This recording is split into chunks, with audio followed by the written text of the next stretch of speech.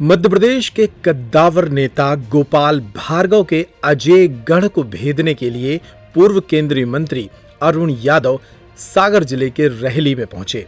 यहां उन्होंने कांग्रेस कार्यकर्ताओं की बैठक लेकर उनमें जोश भरा। रहली के निजी गार्डन में कांग्रेस के कार्यकर्ता मंडलम सेक्टर प्रभारियों से 1-to-1 चर्चा के माध्यम से अरुण यादव ने आगामी विधानसभा चुनाव की तैयारियों के लिए बिगुल फूंक दिया।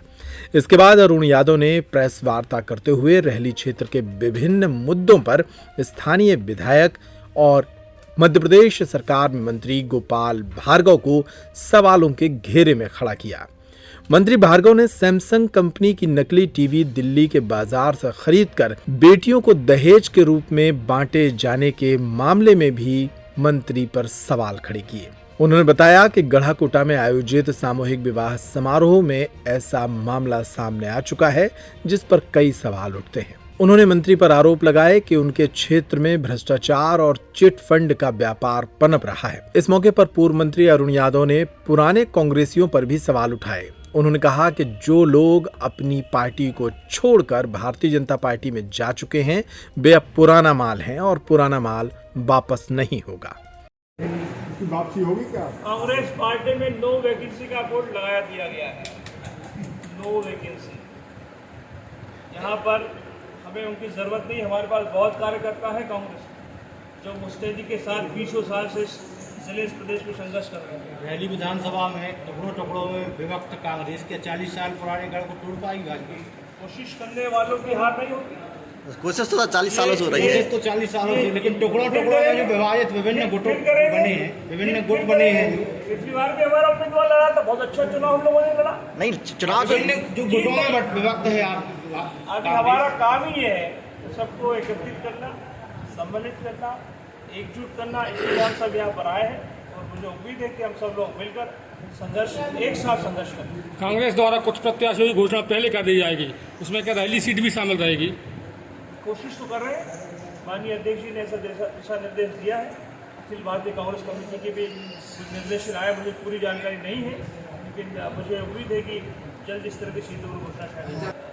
अपने जेब भरने वाले लोग इस सत्ता में काम करते हैं। किसानों की अनदेखी सदैव से होती यहाँ पर रही।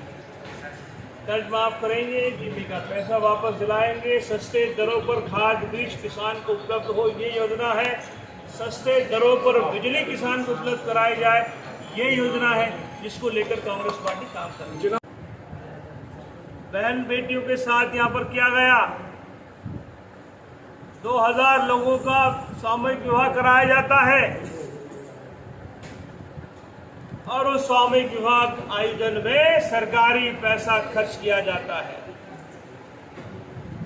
आपको याद होगा जब हम सरकार में आए थे, हमने सीधे बहनों बेटियों के खाते में 51,000 रुपए सीधे उसके खाते में डालने की योजना बनाई थी, क्योंकि हमें मालूम था कि जो दहेज का सामान दिया जाता है उसमें भ्रष्टाचार ये सरकार करती रही। एक योजना लेकर आए थे, उसको बंद करके वापस से सरकारी दहेज देने की प्रथा शुरू कर दी गई जो पहले की जाती थी।